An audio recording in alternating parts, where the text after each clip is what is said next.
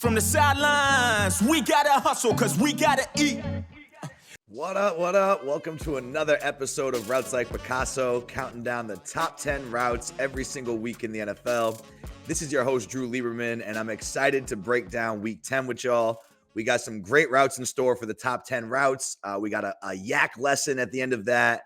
And then last week, we talked about contributing to a championship culture and some of my athletes, some of my clients who are on championship teams as kind of role players and the nuances of contributing to a championship culture as that role player.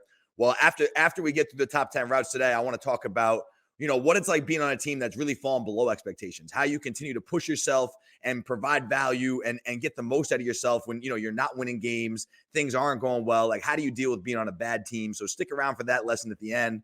But without further ado, let's get right into it. The top 10 routes of week 10 in the NFL. First one we're going to break down is CeeDee Lamb. CeeDee Lamb was running this little red zone corner route against the Giants. And one of the hardest things to do as a receiver, right, is to beat a DB to his leverage. So right here, CeeDee Lamb is trying to break out and win on this corner route. And the DB has hard outside leverage. So we always have to have plans as a receiver. Like, how do I want to beat an inside leverage DB across his face inside? How do I want to beat an outside leverage defender when I have to break out? If CeeDee just comes up to the top of his route and just breaks out here, 21's going to baseball turn or flip his hips and be all over this. We need something to break 21's leverage. We need something to make 21 panic opposite and give him time to kind of play over the top of this. And just a great strategy here from CeeDee Lamb with the hesitation mid-route, right? It starts with his body language off the ball. He's not jogging off the ball or playing slow off the ball, looking to read 21. The first thing he's doing is getting to his spot, right? He's running off the ball, running 21, making 21 panic over the top and defend vertical. And then once he kind of gets to his spot, he pushes him about 7 yards and he gets 21 angled back inside. Now CeeDee knows it's just a waiting game, right? So CeeDee starts by pushing his depth inside fast, right? Get to your depth fast, make 21 come get you, right? That's the first thing is we have to be decisive in running to a spot where 21 has to come grab us, right? We're beating 21 across his face. We're working against leverage. First thing is being decisive to this inside spot. Force 21 to feel threatened there and to come grab you. Once you feel his shoulders turned and he's committed to coming to cut you off there, now it's just a waiting game for CeeDee, right? You could stick your feet in the ground and try to shift him to take up time, or you use this mid-route hesitation at the top, slow it down for a sec. But basically what we need to add a second to the top of this route to give time for 21 to play over the top. So again, whether it's a shift inside, whether it's a slight angle inside, there's some different solutions we could use. CeeDee uses a really great one where he gets his shoulders square where he wants to go, right? But he gives the change of speed. He raises his pad level up. He slows down for a second. 21 is continuing on this path to go cut him off inside. And it's just enough to give him time to play over the top. CeeDee then sinks his hips, wins with that pressure step outside. And 21 gets all turned around, has the baseball turn with his momentum going inside. Just too much to recover, too much separation in a short space. And a nice finishing detail here from CeeDee Lamb also. Watch the way he catches the ball, right? But he's waiting on the ball just a little bit, and he doesn't just catch it and let it hang out there. He catches it and immediately rips it into his body to protect it from that inside hand from 21. Nice finishing detail here. Overall, great route. Get into your spot. Have something mid-route, something at the top of route to influence 21 to come get you inside and come overplay it. You got to be a little patient, give it time. And then, boom, as soon as he overcommits, I'm bursting to the outside and a nice finishing touch with the catch. Great rep there from CeeDee Lamb. Had a big-time game against the Giants. All right, the next one I want to talk about is this deep out route, third down from Elijah Moore. There's a lot of really good ththings to love about this. All right, running about a 12, 15-yard out against Stevens, 21 from Baltimore, more like a 15, 17-yard out. All right, again, first thing, it starts with our body language, right? We got to get these DBs to break cushion. We can't let them just stay square on us. So to do that, we got to sell vertical. Remember the old school saying we made up years ago, everything's a fade until it's not. Everything's a vertical until it's not. So sell fade until it's not. Sell like you're running by him till it's not. Give him no other indicators other than I'm running a go ball by your face. So Elijah does a great job coming off the ball, full stride, great body language, not raising up at all. And then once he gets at 21's toes, right, 21 is looking to jump the next thing he sees. It's third down. Pressure's coming. Right? Like he knows the ball's got to get out. So once you get on 21's toes, this is a great job from Elijah, just having the poise and the footwork to influence him to sell an in-breaking route and then push back out seamlessly. But it's also his understanding the loose coverage style of the DB. right? He's trying to stay square as long as possible. He's trying to jump an underneath route on third down, knowing that the offense is just trying to get past the sticks. So he's trying his best not to break cushion. Even when he does turn his hips, he's man turning. He's not panicking over the top. So Elijah's got to give something at the top of this route, right? He's got to do something to separate.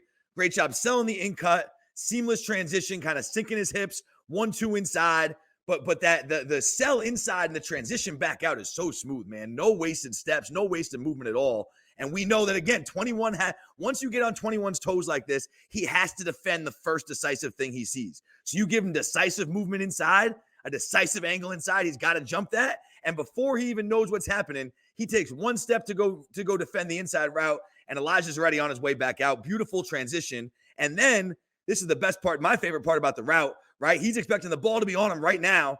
Ball's not on him. He keeps coming downhill, friendly to the quarterback.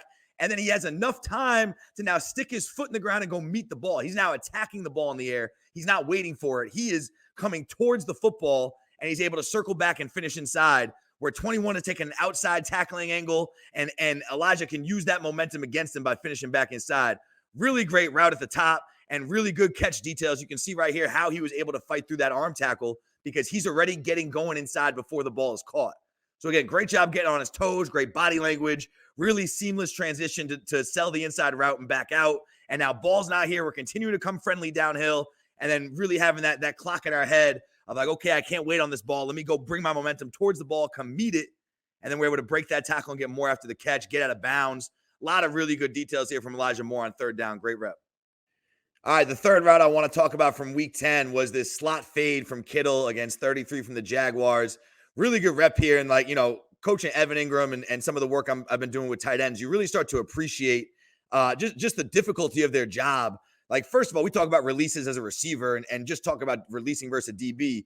These guys got to navigate defensive ends and navigate man-to-man defenders and still run great routes and get open. Like, there's a lot of little nuance once you really dive into that and you really realize how special this is. So, like, something that, probably no one would even talk about, but just the ability to influence 44 here at the jump, right? That widens 44. That makes it so if Kittle just goes and attacks 33 right now, then 44 can take a tighter angle to the quarterback, and it makes it a more difficult block for the right tackle. Just that first step to kind of influence 44, make 44 bow around him, that's going to give Kittle time to get this route off. And that's a very important part of this before we even talk about the route. That first step is a really nice nuance here from Kittle, widening 44's pass rush, and now he's got a man-to-man rep against 33. 33 is coming down to close on him. He goes from eyes on the quarterback to eyes on Kittle. Kittle does a great job attacking leverage, right? Getting on 33's toes with square shoulders. He's not leaking outside. He's not leaking his shoulders outside. He's not in a rush to get out there to where 33 can kind of jump that.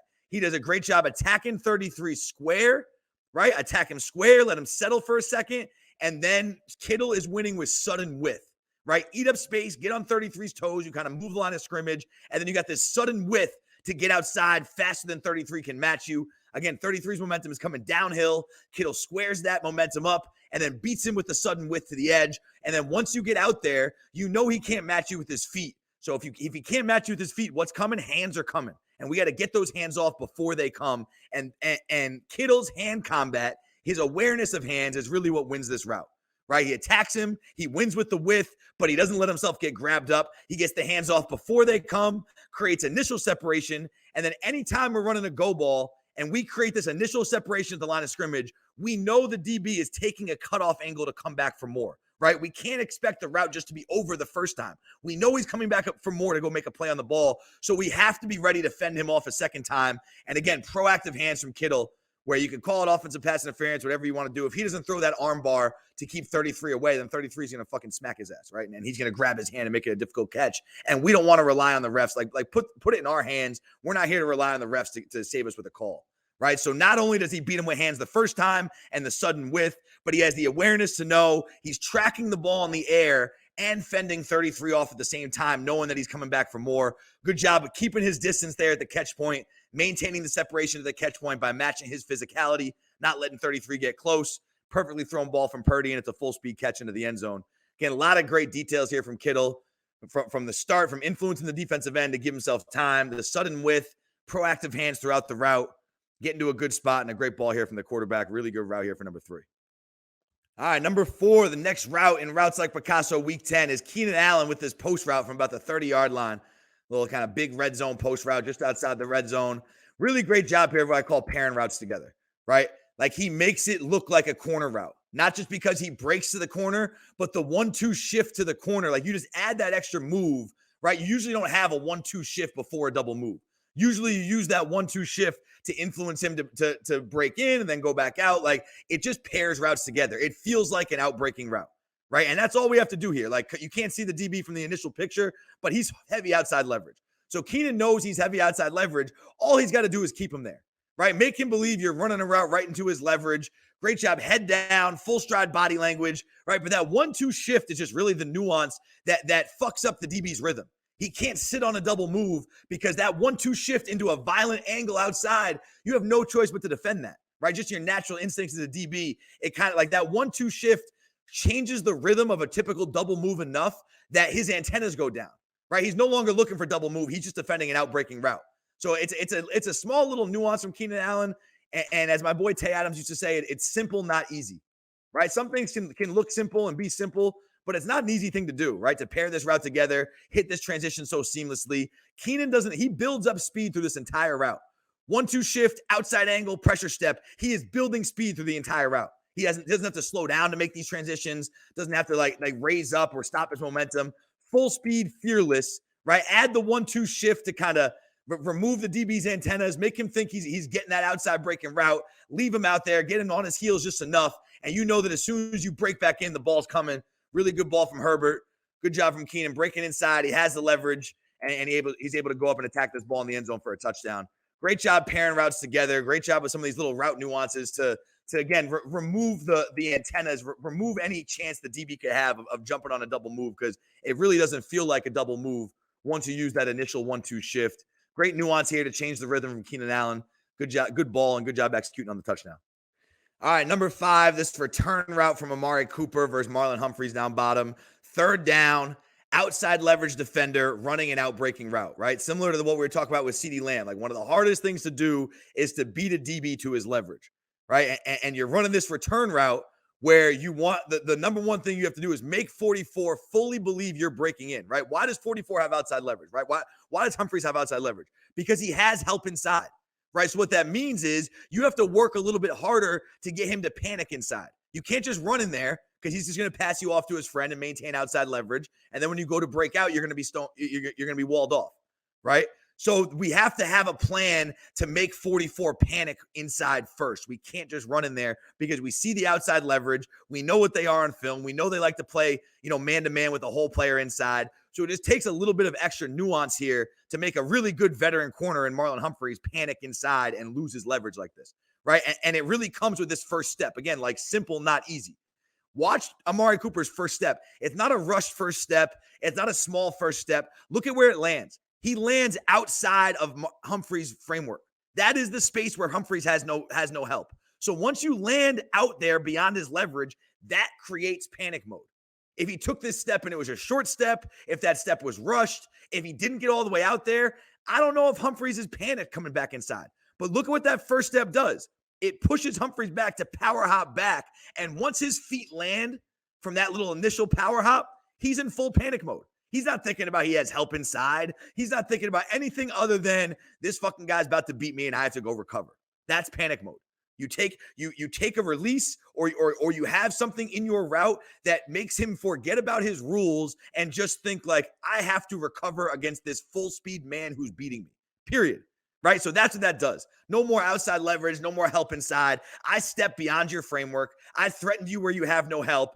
And now you're in panic mode chasing me back inside.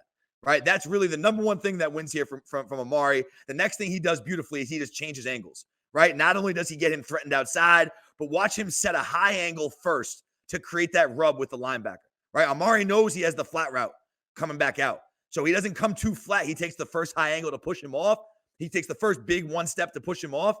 And then the high angle to create the rub, right? Now Humphreys has to avoid the linebacker and not run into him. Not only is he panicked from Cooper, now he's panicked to not hit the linebacker. And he changes angles on him once, comes flat. And by the time Humphreys figures all this shit out, Coop's already breaking back out. He's got space. He beats 2 guys for the sticks, and we're moving the chains. right? In a game where just a really competitive rivalry game in the division, like big time route here. Like these are the routes that win fucking championships and win big games. Are these third down conversion routes, moving the sticks. Coop goes for a lot of yards, but it's these fucking 5 and 6 yard gains that really define championship teams because they allow the big plays to happen. So great execution here, great understanding of how to run this route versus outside leverage. The angle change, the first step, all those things. Just really, really great awareness here from Amari Cooper and great job executing to move the sticks on third down. All right, now the next route, number 6 in Routes Like Picasso, week 10. We're going to talk about a series of slant routes here. All right, we got 3 slant routes in a row. We're going to show you a few different ways to run a slant route. First one is Mike Evans against Christian Fulton from the Titans, right? Fulton's kind of an inch back corner, right? Watch 26. His first read steps, he's giving you ground off the ball. He's going to inch back and stay over the top and then try and react on your break, right? So really good job here from Mike. Kind of first thing he does is gain ground off the ball suddenly. This tempo we call fast, slow, fast, right? Sudden off the ball to back the DB up. And then you add a little patience to let him settle, give him a two-way go, make him defend the outbreaking route, and then you're sudden to come back inside and he drops him, right? Fast, slow, fast. Anytime you have an inch back corner, you can be fast to move to inch him back to his spot, let him settle for a second because that's when he thinks something's coming, and then you can be fast to break away from him and give him that two-way go. The way we approach him is everything, right? Mike's getting to his spot. Mike wants to be on this inside shoulder, right? So he gets there right away. But then when he squares him up, watch him get those shoulders back out, right? This is pairing this together with a fade route, a patient but sudden 1-2 fade to go back outside, right? So he gets to his spot, squares him up with his shoulders, gives him to kind of continues to push him off with some aggressive body language. But then Mike takes his kind of power hop to sell like he's going to go out and make 26 settle, make him wonder where is he going to break. And then when Mike's left foot hits, boom, he's out, right? He also does a good job pushing his depth and creating a rub with the slot fade right here, right? It's a slight rub, and that's kind of where 26 gets tripped up and ends up falling there. But Mike understands this. He knows what type of corner he has. He knows he can create the rub with the slot fade, and he's pushing him to his spot. Push him off the ball with a sudden tempo, then patient enough to give him a two-way go, allow the rub to take place, and then we're going to win with our pressure step inside, full speed getting that foot in the ground, full speed, fearlessly attacking the ball inside. Great job making a full speed catch to get more. And a really good rep here. You know what I'm saying? Like really good awareness of how to run a slant versus an inch back corner. Fast, slow, fast, good patience, set up the rub, and then win with your pressure step mechanics inside, full speed catch for even more. And Mike had a big, big day, man. Like I was talking to one of my clients the other day about Mike Evans, like first ballot Hall of Famer without question. Like really, we talk about Calvin Johnson. We talk about, all these dudes who've been great over the last few years, Julio Jones. Who's been better than Mike Evans, yo? Like, let's be real. Who's been better than Mike Evans in the last generation? It's really a conversation we have to start having. Like, who at the wide receiver position has been better than Mike Evans year after year after year with all kinds of spotty quarterback play than Mike Evans? First ballot Hall of Famer, no doubt. All kinds of respect to Mike, man. Keep going, bro. All right, another slant route, number 7 in week 10 of Routes Like Picasso. Here's Odell Beckham against the Browns. Right, 2 weeks in a row, we're seeing Odell on Routes Like Picasso. It's cool. It feels like the fucking glory days, man. It's cool to see him continue to ball and start to find his groove in Baltimore. All right, now we're running this slant against a catch technique corner. Right, 26. He was a straight inch back guy. Right, when you attack 26 off the ball, he plays over the top. He motor mirrors over the top, and he gives you cushion. Right, so if we were playing 26 for the Titans here, he would give more cushion here than 28. Now 28. He gives you 2 yards off the ball, but now look, he's settling at that 2-yard catch point a little bit more. He's trying to catch you. He's trying to stay firm at that 2-yard point and then shoot hands. Slightly different technique than 26 from the Titans. So we have to attack this a little bit differently. We can't just run up on him and just gain too much ground because he's going to punch us. So we have to get on his toes. We want to move the line of scrimmage to where he's settling, but then once we move the line of scrimmage, that's when the release starts. Okay. And Odell kind of angling him outside. He's got a little outside shoulder. Odell's taking this initial release at that outside shoulder. If you see Odell's right foot before he breaks inside, that lands outside the DB's framework. Right. So O is smart here. He just gets on the corner's toes with that sort of outside lean, gets 28 on his heels, and he knows that 28 wants to sit and punch him. So Odell doesn't fuck around with him at all. He doesn't have to sit there and shift him or do anything like that. Get him to his spot, get him on his heels, and then as soon as you get him on his heels and break opposite, what's coming? We know hands are coming, right? So it can be simple. Push him to his spot, get him on his heels, break across his face. And as long as you have a plan for hands, we don't have to do too much here, man. And it's a really good job from O, making what could be a difficult route very simple by getting to the place the DB can't defend, understanding his rhythm for hands, and getting those hands off before they come. And now my favorite part of the route, right? We create the separation. Ball's a little bit late. It's not on us right away. Odell's kind of scanning the defense, but he's staying fearless.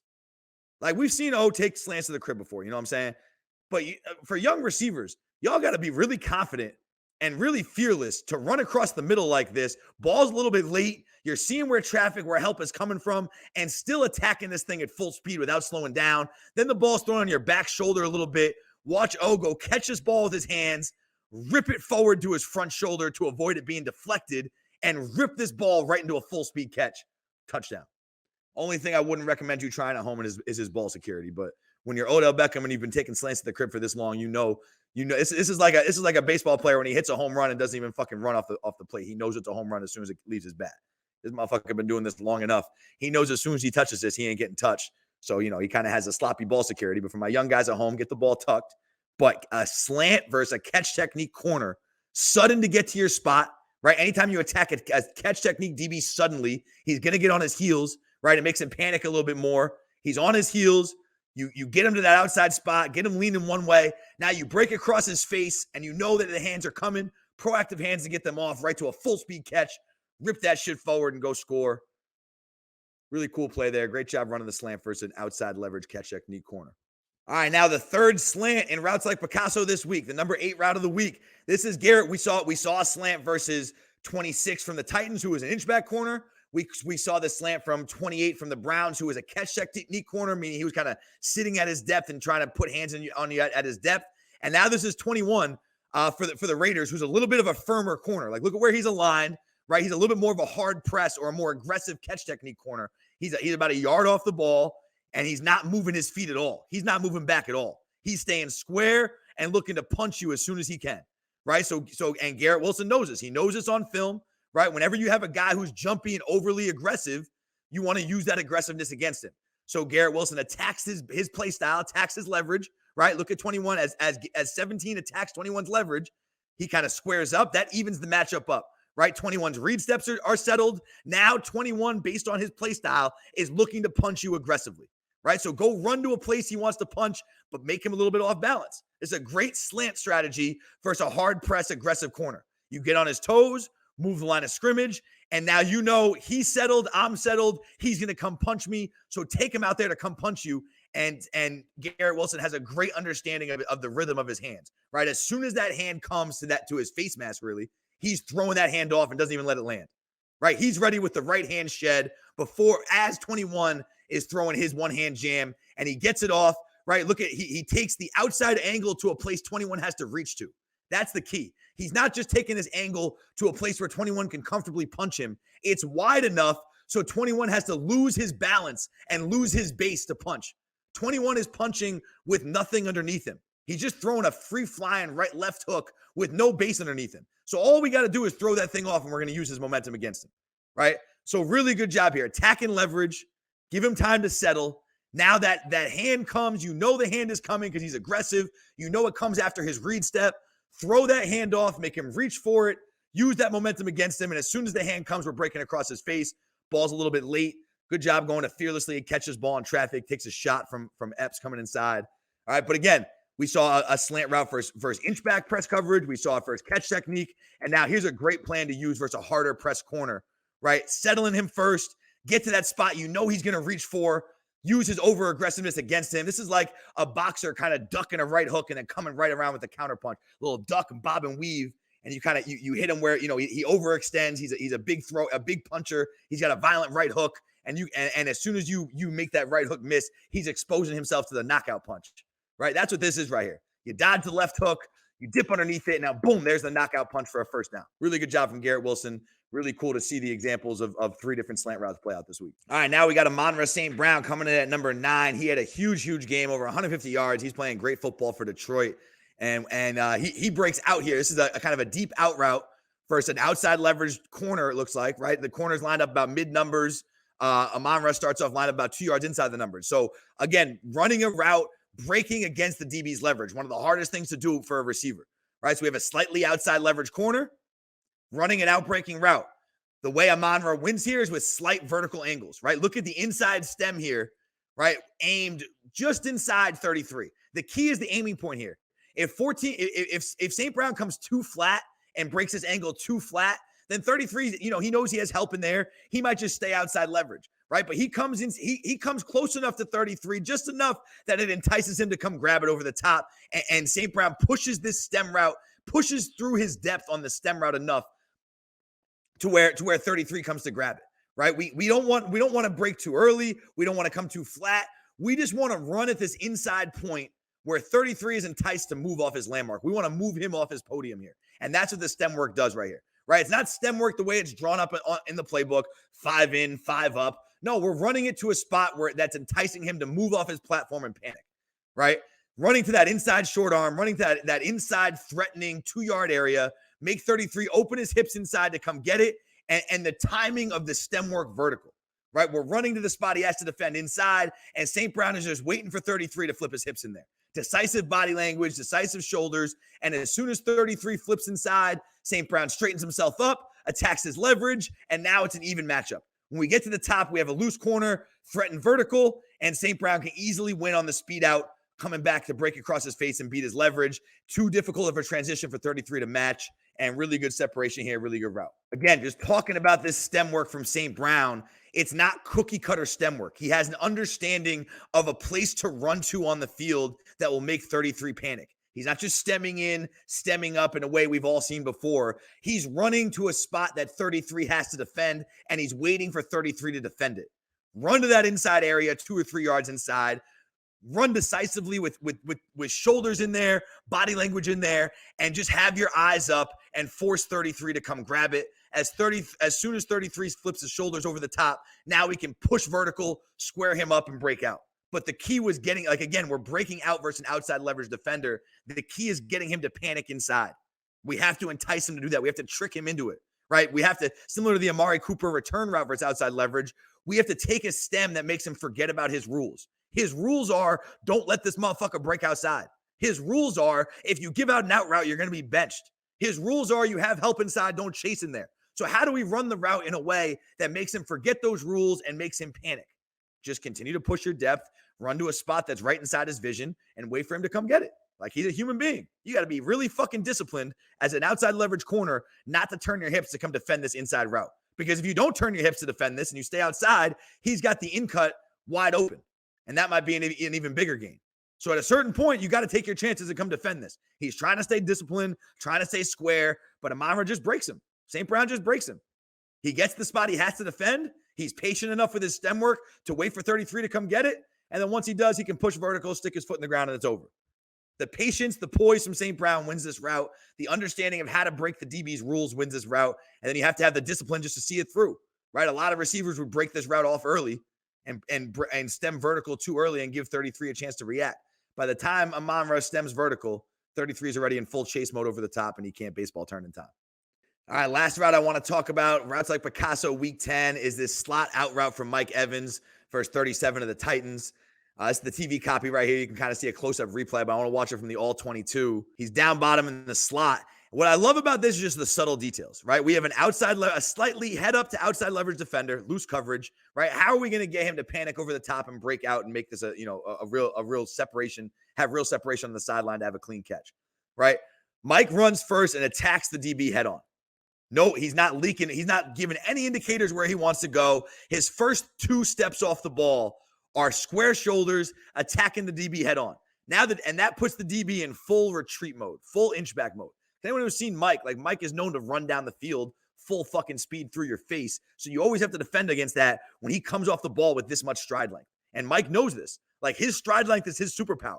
So you come off the ball with this much stride length, and you're Mike Evans with the reputation that you have, any DB in the world has to now get on his heels and play over the top, right? So the first thing Mike does is attack leverage, get this DB panicked over the top with his stride length and body language off the ball. Once he establishes that control of the route, now Mike can get to his spot. Mike wants to win this route from his outside shoulder. He doesn't want to be all the way stuck inside of 37 where now he has to break across his face, right? He wants to get to that outside edge where he already has leverage on the DB.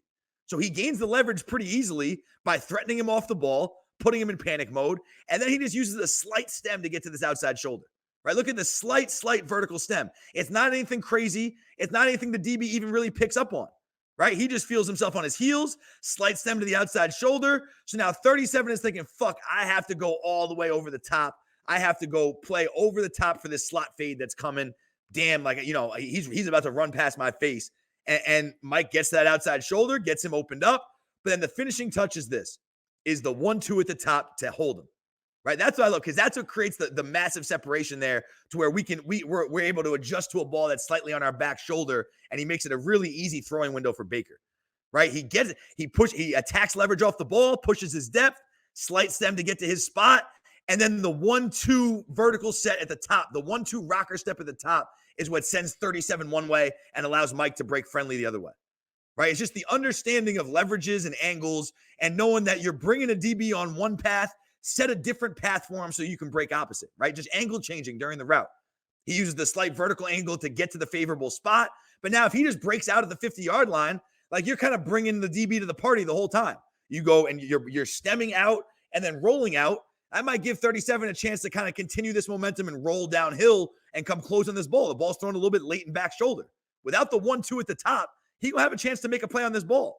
But Mike says, no, I got something else for you. Attack your leverage, get to my spot with the slide angles, and boop, boop.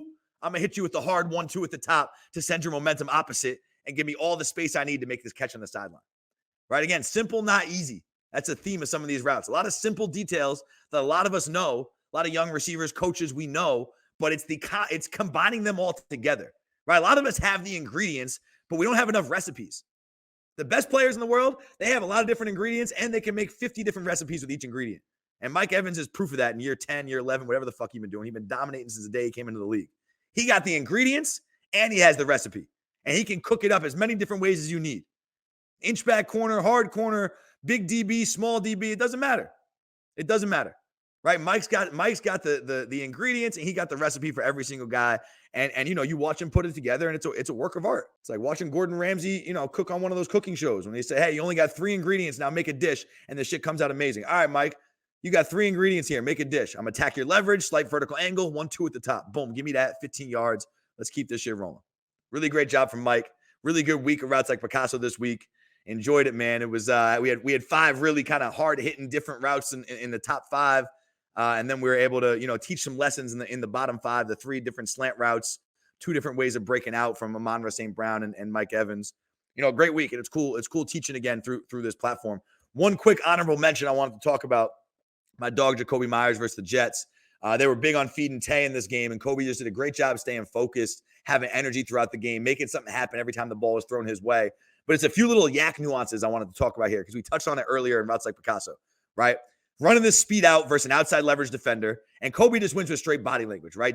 Watch DJ Reed. He's kind of breaking out. He's trying to keep his outside leverage, but Kobe's body language just pushes him through the top. Head down, full stride, right? He's running right at 4, and he's stepping through his toes with the pressure step, but 4 is on his heels trying to read him, right? And Kobe does a good job at, stemming outside to attack his leverage. And then he wins outside with the speed cut. You can really see these speed cut mechanics take hold, right? Break, drive, line. Push, drive, drive, drive. We're powerful in and out of these cuts. Drive, drive, drive, drive. Powerful, powerful, powerful in and out of these cuts, right? So that when we run this, we're breaking from this route slightly inside of DJ Reed, but DJ Reed can't possibly create the amount of momentum that Kobe can break into the sideline, right? So really good job winning on the speed out. And now as we look for the ball, Kobe's expecting the ball to be thrown as he shows his eyes, right? He shows his eyes, ball's not coming yet. So we're still coming to the sideline, but as soon as Kobe knows the ball isn't coming, we drilled this so much, so it's just proud to see the work show up. As soon as he sees the ball's not here, now we're preparing to finish back inside. As soon as the ball is not thrown in time, we're thinking circle back, use the DB's momentum against him and finish and come back to create momentum back to the football to finish back inside and break this arm tackle. Exactly like Elijah Moore did for the Browns. Same type thing. Ball's not exactly on time. We don't just want to drift to the sideline and settle for this being an 8-yard gain where he tackles us in the sideline, right? Ball's not there. Sink our hips. stick our foot in the ground, and now come back to the football. We know that 4 is on an angle to tackle us on our outside shoulder. We'll finish back through that inside shoulder. You can break one arm tackle, boop, break another tackle, break a third tackle. Like, great effort from Kobe on the yak, and I was really proud of him just to see him. He had great yak on all of his targets in this game, and there wasn't a lot of volume. But the way he caught the ball with a purpose shows me he was locked into his plan. Mentally, he was locked in. And then when you do give him 8 catches, you get 8 that look like this. We have 100, 150 yards. You know what I'm saying? But the days where the volume isn't there, we still have to stay true and stay locked into our process. Really cool to see Kobe execute this speed out and really keep the yak alive here for a big-time play. And again, just speaking on some of the speed cut mechanics that Kobe won on, right? This is a route that we'll do to work on rounding that corner with momentum. It's an exaggerated speed cut drill. Right. And you can see us. We're not just rounding the corner in 3 steps, break, drive, line. I'm making them come all the way around this circle so they can learn how to control their body and create momentum with every step in this speed cut for an exaggerated period of time. Right. So it's not just break, drive, line, and then come friendly. It's break, drive, line, break, drive, drive, drive, drive. Like, it's forcing them to really drive out of this cut and build speed throughout the cut.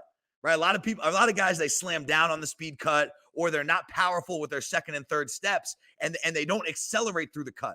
So then when they stick that foot in the ground, they're not able to beat a DB towards the sideline because they're not running and accelerating through it, right? So this drill is just teaching you to accelerate through every single break. Push, push, push, drive, drive, drive, and maintain even more momentum. This drill is way harder than any speed cut you'll ever run, right? But you can see the exaggerated nature of it, forcing Kobe to stay low, forcing Kobe to maintain power through his legs throughout the whole speed cut. Right. So now watch this drill, which you can see how difficult it is. This is one of our first days doing it. And he was struggling with that a little bit. That was from 2 years ago. And now watch 2 years later, watch the speed cut mechanics show up. Break, drive, line. Look at all that fucking power. And look how much easier it is to win on a speed cut now without the exaggerated angle. This is a way easier rep than the drill we were doing. And to me, that's a good drill. Anytime you can work the exact mechanics and keep the mechanics fundamentally sound, but make the drill harder than the game rep, that work is going to show up. And this is proof of it right here. Taking the exaggerated speed cut drill to the field. He breaks from, a yard inside DJ Reed, but has so much momentum to the sideline. He smokes him out there because of the power he creates off those 3 steps and the way he's able to accelerate through the cut. So a really great rep here from Kobe.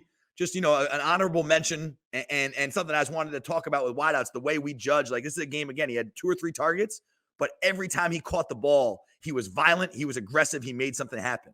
So when the volume is not there, and we can't judge ourselves over how many balls we catch based on how many balls are thrown to us or how many yards we have, what are you doing with the opportunities you've had? If you maximized every single one of them, it's going to tell coaches to throw you the ball more and give you 6, 7 chances at it. And you maximize all those, you have a 100-yard game. You know what I'm saying? But when the volume's not there, we have to be able to judge ourselves appropriately. It's not fucking fantasy football, right? We're not judged based on how many fantasy stats we put up. We're judged based on how we help our team win the game, how we impact the game. And making something happen with the ball in our hand is the best way we could do that. And then on top of that, right, like the next thing to talk about, and we'll transition into the last lesson of the day, is how do you impact the game without the ball in your hand? This is something that we talked about last week with Noah Gray and Olamide Zaccheaus. My dog Allen Robinson's doing a great job of this for the Steelers. Some of these guys who you're not the main pass catchers, right? They have $15, $20 million guys that the program, the entire franchise is committed to getting the ball to. So how do you make an impact on your team without the ball in your hand? Right? Run block. I mean, go watch Kobe's run blocking. Go watch Kobe's run game against the Jets. In a game where he had 2 catches for 28 yards or whatever it is. He made 4 guys miss in 2 catches and had some of the best blocking you'll ever see. Created multiple explosive runs for Josh Jacobs by blocking in the second level. It's the same way that a player who may not be shooting the ball well or may not be getting a lot of shots in a game, rebounds, plays defense, sets screens, and you win the fucking game. We're in such a fantasy football world and such a fantasy football culture where everyone judges receivers based on how many yards you put up, how many catches you have, and they forget that we're here to fucking win. And there's multiple ways to win. We can have ugly wins. We can have pretty wins. We can have wins that come through explosive plays. But guess what? The wins in the fucking playoffs normally aren't pretty. They normally come with down and dirty, gritty fucking plays, consistent team play. The plays like Amari Cooper. He had bigger plays in that game. That's the best play of the fucking game because it was a detailed route against a great player. And it was a 3rd down conversion for 7 yards. Those are the shits that win games. Your star receiver, a $33 million receiver in Jakobi Meyers in a game where he's not getting the ball a lot, is still willing to go block and finish for 60 fucking minutes to lead his team to a victory. That's shit that wins games. That's what we value ourselves on here at Sideline Hustle. All my clients. Go turn on any of the film. top to bottom, from Evan Engram, who's supposedly a wide receiver playing tight end. Go watch him base block the best fucking 9 techniques in football, right? Go watch Jakobi Meyers, Allen Robinson, Darius Slayton, Olamide Zaccheaus, all these Brandon Ayuk, Calvin Ridley. Go watch these motherfuckers. They all block. They all block. It's a requirement. You're not allowed to buy into this culture without doing what is necessary to win the game, because it's not about your fucking fantasy stats or the money you make in your contract. That's a byproduct of the work we're doing, and it's a byproduct of playing winning football. And if you're not here to do that, there's plenty of other places that'll just throw you through cone drills and make it feel all cute and make it feel all happy, and you won't be held to this standard, and that's fine. And when you catch the ball, you'll be rewarded, and when you don't catch the ball, maybe you make an impact, maybe you don't, but no one's going to notice. Because at the end of the day, I'm really the only motherfucker who's on them about making an impact without the ball in their hand. It's just a nice to have for everybody else. They're not really paid to do that. But if we're serious about winning Super Bowls and we're serious about winning championships, this is just a requirement. It's a requirement to do the little things. So shout out to Kobe for staying locked in, doing the little things, making some of the speed cut work and the yak work show up. Proud of him, man, and just the sky's the limit for him. Y'all gonna see. Kobe gonna be one of them ones by the end of it, man. And it's awesome that he's playing alongside Tay, and they're figuring out a way to allow both of them to eat and just keep learning from Tay. And all the respect for Tay. So when that dude got to eat, and we got to know how to play our role. And one day soon, that we'll be the motherfucker got to eat week in, week out consistently. Last thing I want to talk about, we had a couple questions on YouTube. By the way, if you guys have any topics you want us to cover, any wideouts you want us to break down, please comment below. Make sure we respond to all the comments. We see all the comments, so engage with us. Let us know what you guys want to see. And, we'll do a good job of trying to get that out to you. But we had 2 questions that kind of go together. We had someone asking me about Darius Slayton's situation and say, hey, can you please touch on Slayton? He's in a really tough situation with the Giants. Like, what are some of the things y'all are working on? What are some of the things you guys are talking about? And then I had a young kid ask, or what seemed like a young kid ask about, talk about how a wide receiver can maintain confidence when you're playing with a QB who doesn't have great arm strength, doesn't have great confidence, and the playbook is limited, right? Assuming it's like a young high school or middle school kid. And, you're probably not a pass heavy team, and you're figuring out, how do I stay confident? Well, not that different from different iterations we've seen of the New York Giants this year, who obviously have had a ton of injuries. They've had offensive line struggles. They've gone through 3 quarterbacks now. It's obviously not been what anybody hoped there. It's been a huge struggle. So, like, what do you do in that situation? It goes back to what I was saying about the Jakobi and everything else. What we do at the Sideline Hustle, if I could say it best, we build a system, a value system that holds up in any situation. If you go 12 catches for 150 yards, or you have 3 catches for 21 yards and you lose, the way we value you is the same. We value you based on the run game, based on the way you run routes, based on your discipline, based on your effort, based on your energy. And then we have little things each week we're trying to improve on. So it's not even about the win or loss this week. It's not even about, whether whether the quarterback can get you the ball, whatever else. It's just about doing your best. So there's, I read a lot of different books and read a lot of just different things to expand my mind and kind of learn about what the pursuit that we're in, the pursuit of excellence, from as many different angles as possible. And a book I've been reading is the new Rick Rubin book called like The Creative Act. And if you haven't read it, it's really cool. But one thing he talks about, and like for Rick Rubin, Rick had basically no musical talent. Like, he wasn't a singer or didn't play an instrument, but yet he was in the room with, all these great artists, from the Red Hot Chili Peppers to Madonna to Jay-Z to, all your favorite rap albums been produced by Rick Rubin. But it's like, what did he do? Because he wasn't making the beats. He was essentially just a coach, like creating an environment to help get the best out of the performers, out of the artists, right? Which is very similar to what I do, is just create an environment and a dialogue that helps get the best out of them. And one thing he talks about is just focusing on creating great art. Create great art with no expectation, right? When you're a musician, you're an artist putting out a piece of music. You can't create the piece of music for it to do well in, commercially, for it to do well on the charts. You have to create the piece of music the best of your ability and make it be something that means something to you, and be proud of the work. And then however it's received, it's received. You have to leave that up to the market. Well, that's very similar to the mindset that we take, in situations where the team shit is not going well. So for Slayton, for example, they're not winning a lot of games. They're not playing great football. He's getting a little bit frustrated, but that's not really the point. Like, this is a bigger journey for you and your self-growth. This isn't about winning games right now, even though it is about winning games right now, and you should sell out to win games right now. But there's also a bigger purpose here that we have to start tuning into a little bit to try to keep motivating ourselves and to stay super locked in. It's just about how good can you make the art every week? How well can you prepare? How good are your practice habits? Are you doing the little things we set out to do? Are you waking up on time? Are you eating the right way? Are you doing all your recovery? Are you sleeping the right way? And just take pride. An obsessive, it's not just taking pride. Be fucking obsessive about executing all those details. Be obsessive about pushing yourself past your limits in your training still. Be obsessive about watching film and continue to push yourself to learn. Like when the games stop mattering as much, now it's just time to lock into your own personal growth. It's not time to fucking relax and give up. We want to play 15 years. What are we going to do? Just waste the second half of the season this year and not prepare ourselves for that long stretch? No, it's time to just make ourselves better. Just make great art with no expectation. You prepare the best way you can. You run the best routes you can. You play as hard as you fucking can. And if at the end of the day, you can sit down in your quiet moments and say, that was the best art I had in me, that was the best I could do, the rest is up to the market. Coach might throw you the ball, he might not. Quarterback might throw you the ball, he might not. We might have time to get this route off, we might not. There's so many fucking factors that are out of our control as a receiver. We've talked about this before.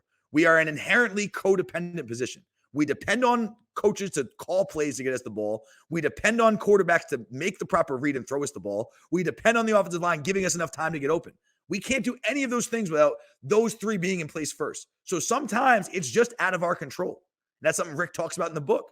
You might drop a song and another artist drops a song the same day and it takes away from your commercial appeal a little bit. You might drop a song in the middle of a global pandemic. You might drop a song, right? Like there's just, all you can do is control, is this the best song I could make in the moment? Is this the best we could prepare with? And that's what I'm challenging Slayer on right now. Was that the best route you could run? Or are you thinking about other factors? Because if you're thinking about other factors, that's a fucking problem. This seems to be the best, most killer route you can run. Now, if the O-line doesn't hold up, if the quarterback can't get you the ball, like that we can live with that. Why the fuck is that not the best route you could possibly run? Why are you thinking about the score? Why are you thinking about your record? Why are you thinking about all these factors we have no control over? Lock the fuck in. So that's how we handle these situations. Things aren't necessarily going your way. It's not about, like winning is just secondary and a nice to have during the journey of our personal growth. Because what my role is here with these guys is to help them get the most out of themselves and help them reach their full potential. If we win along the way, great. If we lose along the way, we'll use it as lessons. But I'll be damned if we're not fucking pushing ourselves to be the best we can be. And that's the focus. And it becomes a harder job for me. It becomes a little bit more of a controversial job for me because it's not fucking fun to tell someone to get motivated to go into a game where, you're not playing, your team's not playing with the full deck and it's been a losing streak or whatever else. It doesn't fucking matter. Man the fuck up. Find yourself within this. Find who you really want to be, what really are your goals, and go attack them and block out the noise. And if you're able to block out this noise, right? If you're able to withstand all the adversities of playing for a bad team and continue to be a bright light on a bad team and continue to play consistently, I guarantee you that will be the hardest moment of your career. I guarantee you that blocking out this noise will be harder than it will blocking out the noise when you're playing for a good team or things turn around. And this will prepare you to have success in those moments. But it's about the bigger picture now. It's about our own growth and our own development and focusing on the things that we can control and doing whatever we can to help all the other things. But you just kind of let those be and be the bright light when a bunch of other shit is going bad. You stay consistent. That's kind of the mindset we have. And I think Slayton's done a really good job of that. Nothing's ever perfect, but he's pushing. He's pushing. He's staying consistent. He's continuing to be a leader. I actually like the fact that he was a little bit vocal on the sidelines the other day and kind of getting after some people because it shouldn't be okay. It's okay to be fucking pissed off when everything sucks. It's okay to be pissed off when you work your ass off and things aren't going your way. It's really not okay to not show emotion. It's really not okay to show me that you're fucking still willing to fight for this shit. And I don't think anyone can question that with Slay. No matter how it comes out, the motherfucker's still fighting, still playing consistent football. A lot of his catches have come at the end of blowout losses, which tells me a lot about his focus. Things struggle to kind of get going. They struggle to get into a rhythm. Some of his plays are missed on for whatever reason when the games kind of count. Then the games get out of hand. Maybe that's when they find their rhythm or whatever. And Slay's still playing hard, making shit happen with the ball in his hand. So it shows you everything you need to know about where his focus is at. But now, is it where it needs to be throughout the week? Are you getting discouraged because you're coming off another loss? Or are you aggressively resetting yourself on a Monday or Tuesday to reset your mindset and look at this week fresh and go fucking attack it? Even if you have to trick yourself into it. Find the fucking motivation, find the drive, find just the mental channels you need to tune into to go attack this as if you're 12-0 and every game matters, because we need your best fucking performance. You need your best performance and you need to do right by yourself and do right by all the time you've put into this shit. All those summer hours, all the long hours we've been working together were not for you to just fucking give up early because the season's not going well. man the fuck up and let's roll and get the most out of yourself so we have a body of work we're proud of at the end of this, regardless of the factors we can't control. That's the lesson for the week. Great fucking week of Routes Like Picasso. Some good top 10s, some good lessons learned. Excited to see y'all for week 11. Make sure you comment below what y'all want to see next. Any questions you have, things you want to talk about. We'll always touch on those after we get through the routes. All right. Great to be back. Great to see y'all. See you back in week 11. Peace. From the sidelines, we gotta hustle, cause we gotta eat.